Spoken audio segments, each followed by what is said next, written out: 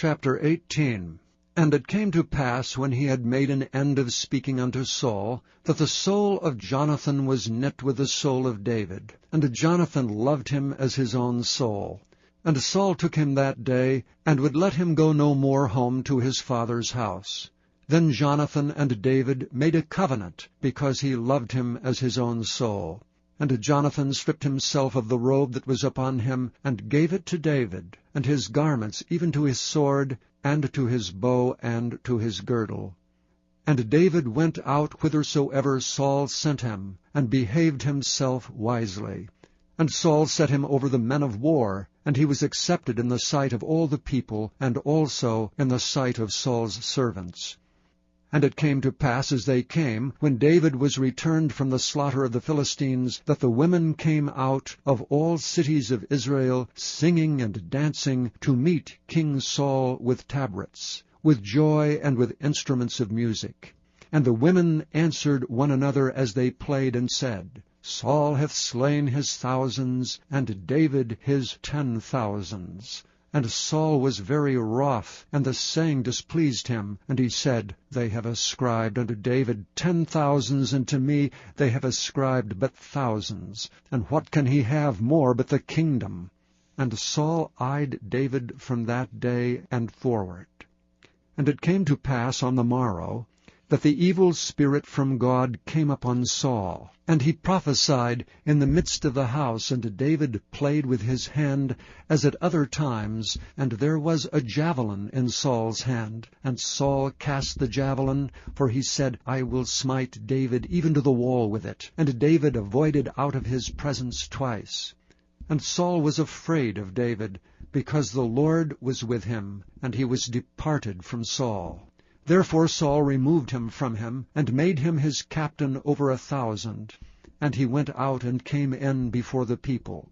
And David behaved himself wisely in all his ways, and the Lord was with him.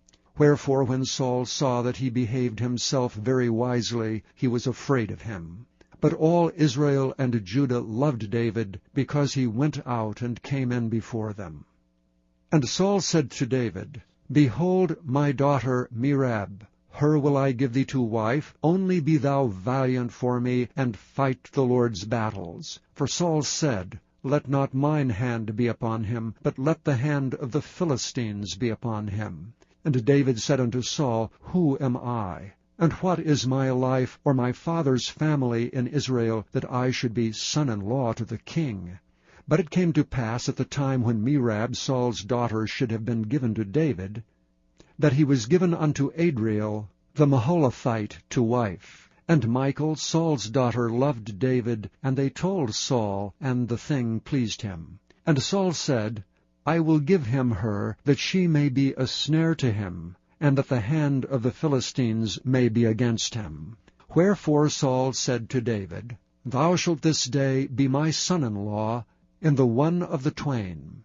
And Saul commanded his servants, saying, Commune with David secretly, and say, Behold, the king hath delight in thee, and all his servants love thee. Now therefore be the king's son-in-law.